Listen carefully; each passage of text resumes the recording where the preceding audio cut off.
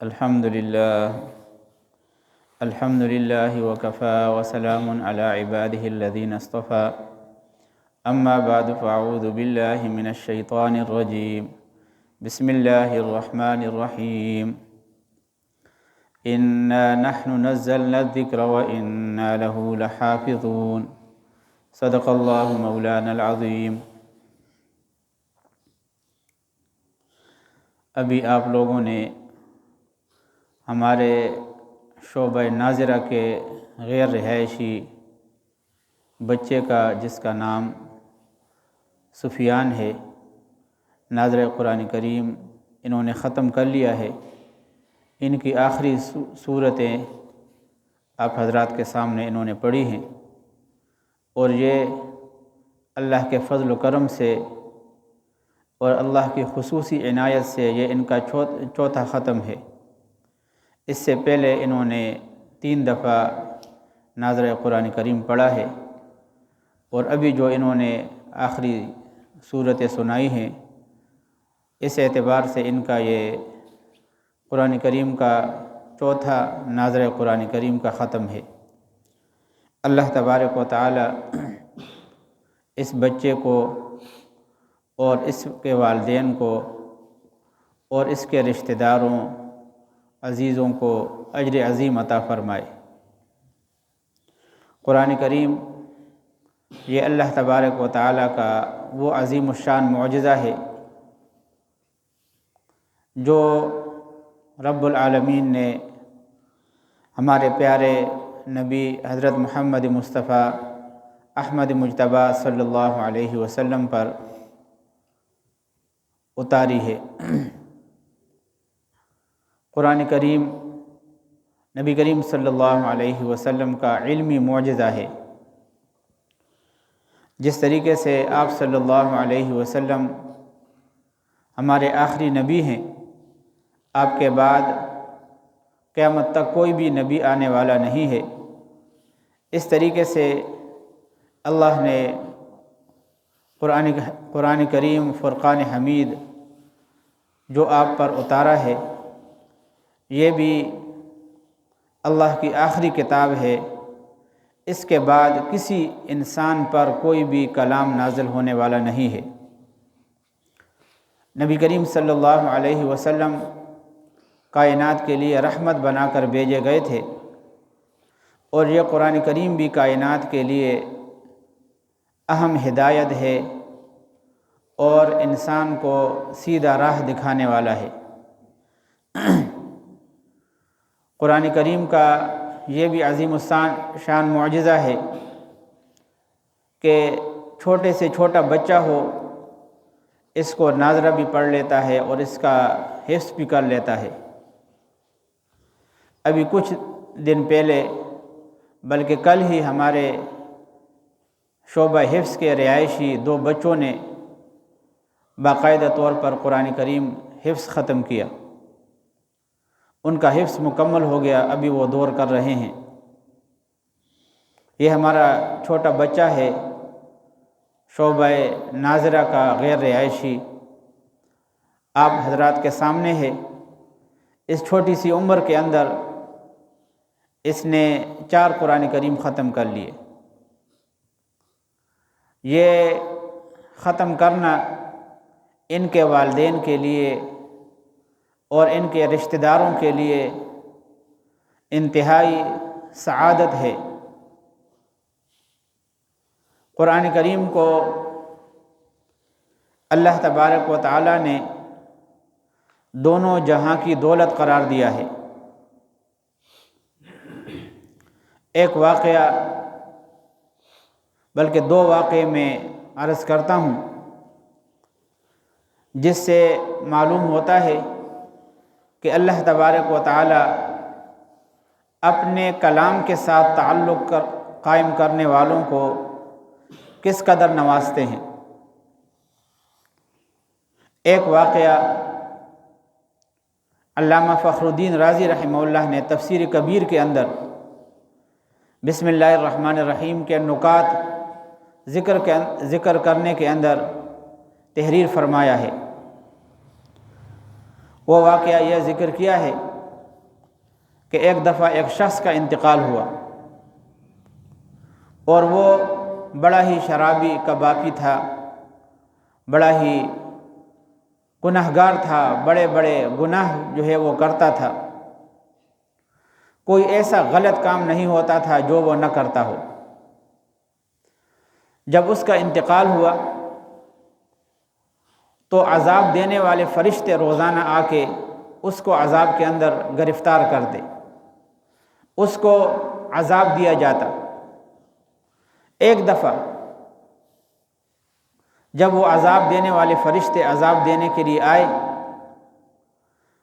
تو اللہ تبارک و تعالیٰ کی طرف سے حکم آیا کہ اس کو عذاب نہ دیا جائے،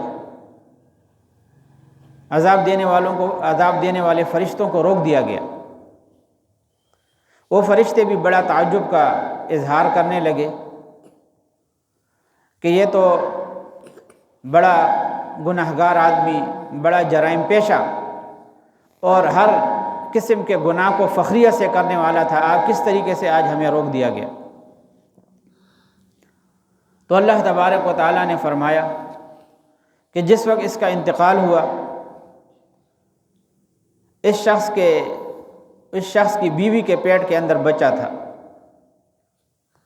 اور اس کے انتقال کے بعد وہ بچہ پیدا ہوا، یہاں تک کہ آہستہ آہستہ وہ بڑا ہوتا رہا۔ اس قدر وہ بڑا ہو گیا اور اس عمر کو پہنچ گیا کہ والدہ نے ایک دفعہ اٹھا کر مکتب کے اندر قاری صاحب کے سامنے اس کو بٹھا دیا۔ قاری صاحب نے سب سے پہلے اس کو بسم اللہ الرحمن الرحیم پڑھائی۔ آپ سب کو پتہ ہے کہ ہمارے پاس یہ جو چھوٹے بچے آتے ہیں، ادھر آ جاؤ آپ، یہ جو چھوٹے بچے آتے ہیں ان کو ہم، اب دیکھو یہ چھوٹا سا بچہ ہے ہمارے پاس، اس کو ہم سب سے پہلے بسم اللہ الرحمن الرحیم اور تعوذ بہت مشکل سے پڑھاتے ہیں، تھوڑا تھوڑا کر کے اس کو وہ یاد کراتے ہیں۔ پھر جب آہستہ آہستہ یہ یاد کر لیتا ہے تو آگے جو ہے ان کے سبق کو شروع کر لیا جاتا ہے۔ تو یہ ابھی دیکھو چھوٹا سا بچہ ہے، یہ بسم اللہ الرحمن الرحیم ابھی انہوں نے سیکھ لیا ہے اور تعوذ پڑھنا بھی اس نے سیکھ لیا ہے۔ اب آگے جو ہے وہ قاعدہ کا تحتی نمبر 1 اس نے شروع کیا ہے۔ تو یہ جو چھوٹے بچے ہوتے ہیں شروع کے اندر جو ہے ان کو تسمیہ بسم اللہ الرحمن الرحیم پڑھایا جاتا ہے۔ تو اس شخص کا جو واقعہ امام راضی رحمہ اللہ نے ذکر کیا ہے کہ وہ جب بچہ اس قابل ہوا کہ وہ مکتب جا سکے، والدہ نے مکتب میں بٹھا دیا، قاری صاحب نے اس کو بسم اللہ الرحمن الرحیم پڑھانا شروع کر دی۔ اب وہ بچہ ایک ایک لفظ پڑھتا تھا، یہاں تک کہ بسم اللہ الرحمن الرحیم یہ اس طریقے سے اس نے سیکھ لیا۔ تو اللہ تبارک و تعالیٰ نے فرشتوں کو کہا کہ اس کا بچہ زمین کے اوپر میرا نام لے رہا ہے اور میرا نام سیکھنے کی کوشش کر رہا ہے۔ اب مجھے شرم آتی ہے کہ اس بچے کے باپ کو زمین کے نیچے میں عذاب کے اندر گرفتار کروں۔ اس بچے کے میرے نام سیکھنے کی وجہ سے میں نے اس کی مغفرت کا فیصلہ کر دیا اور آج سے میں نے اس کو معاف کر دیا۔ تو دیکھیے اللہ کے کلام سیکھنے کے اندر اور اللہ کے نام کو سیکھنے کے اندر کتنی برکتیں ہیں۔ ایک سخت سے سخت عذاب کے اندر گرفتار ہونے والا شخص اس سے بچ جاتا ہے۔ یہ تو اس کے والدین کو اس قدر نفع اللہ تبارک و تعالیٰ پہنچاتے ہیں، اور پھر جب وہ بچہ خود بھی عمل کرنا شروع کر دے تو اس کا کیا ہی مقام ہوتا ہے۔ ایک حدیث میں آپ صلی اللہ علیہ وسلم کا ارشاد ہے کہ جب بچہ قرآن کریم ناظرہ پڑھ لیتا ہے تو اللہ تبارک و تعالیٰ اس کے طفیل بچے کے والدین کے گناہوں کو معاف فرما دیتے ہیں۔ ایک دوسرا واقعہ بھی سن لیں۔ ایک شخص تھا جس کے بچے پیدا نہیں ہو رہے تھے، بڑی اس کی آرزو تھی کہ میرا کوئی بچہ پیدا ہو جائے۔ اتفاق سے بہت عرصے بعد اس کی ایک بچی پیدا ہو گئی۔ خوشی کے اندر اس نے پھر یہ کہہ دیا کہ اللہ تبارک و تعالیٰ نے اگر اس کو بڑا کر دیا اور یہ بچی بڑی ہو گئی تو پھر جس وقت اس کی شادی ہوگی تو رخصتی کے وقت میں ان کو دونوں جہاں کی دولت عطا کروں گا۔ اور کہا کہ اگر میں نے دونوں جہاں کی دولت عطا نہیں کی تو میری بیوی کے اوپر 3 طلاق ہیں۔ یہ تو خوشی کے اندر اس نے یہ بات کہہ دی۔ اب بچی بڑی ہو گئی، اس کا نکاح کر دیا گیا۔ ابھی نکاح کرنے کے بعد اس شخص کو فکر ہوئی کہ اب دونوں جہاں کی دولت میں اس کو کہاں سے عطا کروں گا، کیونکہ کوئی کتنا ہی بڑا بادشاہ گزر جائے دونوں جہاں کی دولت اس کے پاس پھر بھی نہیں ہے۔ اب اگر دونوں جہاں کی وہ دولت عطا نہیں کرتا تو اس کی بیوی کے اوپر 3 طلاقیں ہوتی ہیں۔ بڑا پریشان ہے، کبھی ایک عالم کے پاس جا رہا ہے، کبھی دوسرے عالم کے پاس جا رہا ہے۔ آخر کار امام ابو حنیفہ رحمہ اللہ کے پاس گیا۔ امام ابو حنیفہ کے سامنے اپنا پورا واقعہ ذکر کر دیا کہ اس طریقے سے میں نے کہا تھا، ابھی اس کی رخصتی کا وقت ہے، دونوں جہاں کی میں دولت کہاں اس کو عطا کر سکتا ہوں؟ اگر عطا نہیں کرتا، رخصتی کے وقت ان کو نہیں دیتا تو میری بیوی کے اوپر طلاق واقع ہوتی ہے۔ امام ابو حنیفہ رحمہ اللہ نے کہا کہ فکر کی ضرورت نہیں ہے، فکر کی ضرورت نہیں ہے۔ جس وقت آپ اس بچی کو رخصت کرنا چاہیں اور رخصتی کا وقت ہو تو قرآن کریم کا نسخہ جہیز کے اندر اس کو دے دیں، کیونکہ قرآن کریم صرف ایک ہی جہاں کی نہیں بلکہ دونوں جہاں کی دولت ہے۔ قرآن کریم دونوں جہاں کی دولت ہے، تو اس نے اسی مسئلے کے اوپر عمل کر دیا۔ اللہ تبارک و تعالیٰ نے اس کو اپنی بچی کو دونوں جہاں کی دولت دینا بھی عطا کر دیا، اور اس کی بیوی کے اوپر طلاق واقع ہونے سے بھی بیوی بچ گئی۔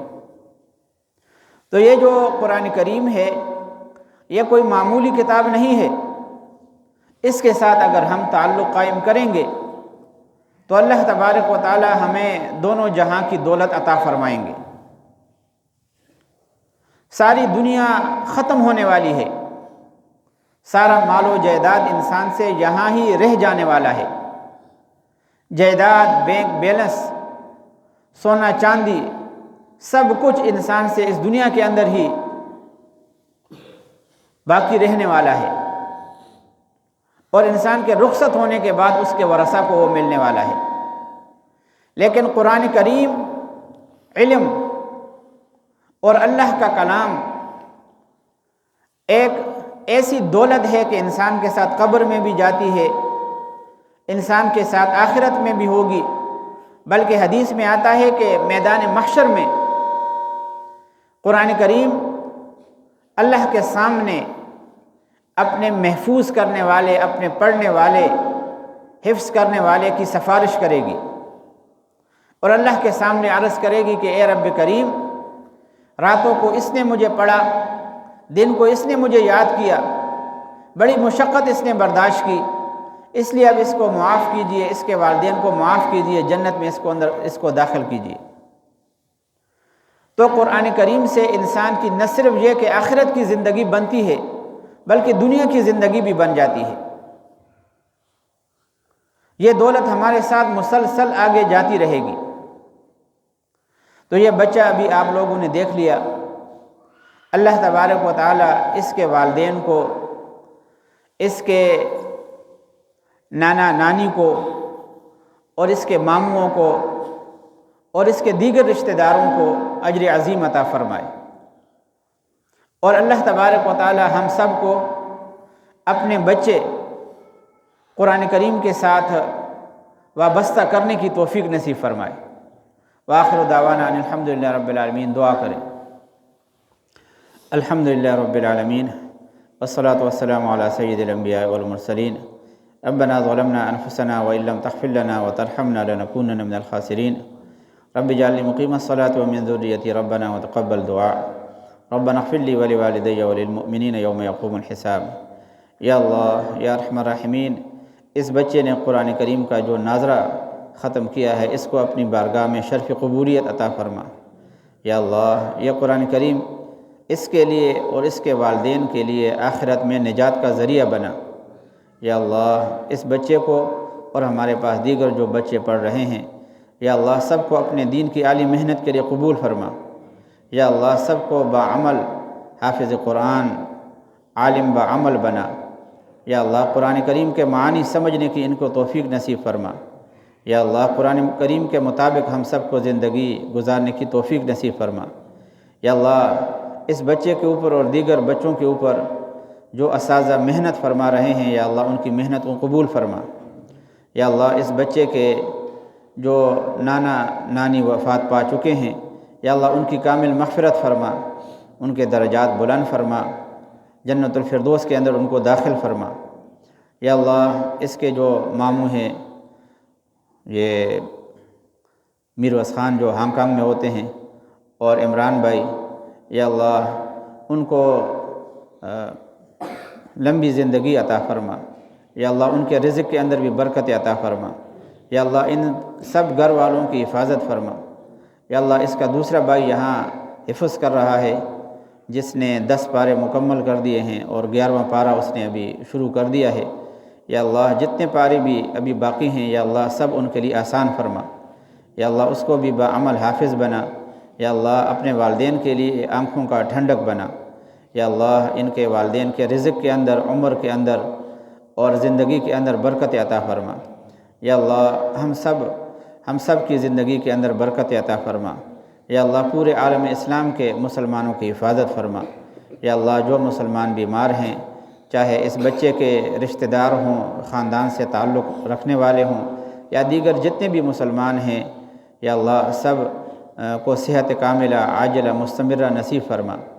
یا اللہ جو مسلمان فوت ہو چکے ہیں، یا اللہ ان کی کامل مغفرت فرما، ان کے درجات بلند فرما، ان کو جنت الفردوس کے اندر داخل فرما۔ یا اللہ یا ارحم الراحمین، اس وقت دین کی محنت کے سلسلے میں جو بھی محنتیں ہو رہی ہیں، یا اللہ سب کی محنتوں کو قبول فرما۔ یا اللہ اخلاص کے ساتھ ہمیں قرآن کریم کی خدمت کی توفیق نصیب فرما۔ یا اللہ یا ارحم الراحمین پورے عالم اسلام کی حفاظت فرما۔ یا اللہ ہماری پریشانیوں کو دور فرما۔ یا اللہ ہماری ضرورتوں کو پورا فرما۔ یا اللہ تمام مساجد مدارس کی حفاظت فرما۔ یا اللہ علماء حق کی حفاظت فرما۔ یا اللہ قرآن کریم کی جو تعلیم حاصل کر رہے ہیں، چاہے الفاظ کی صورت میں ہو یا معانی کی صورت میں ہو، یا اللہ سب کے لیے آسانیاں پیدا فرما۔ یا اللہ سب کے لیے آسانیاں پیدا فرما۔ یا اللہ ایمان کے اوپر ہمیں استقامت نصیب فرما۔ یا اللہ اعمال صالحہ کرنے کی ہمیں توفیق نصیب فرما۔ یا اللہ اعمال بد سے ہمیں بچنے کی توفیق نصیب فرما۔ یا اللہ نبی کریم صلی اللہ علیہ وسلم نے جو خیر آپ سے مانگا ہے وہ ہمیں عطا فرما۔ جن شرور سے، جن فتنوں سے پناہ مانگی ہے ان سے ہمیں پناہ نصیب فرما۔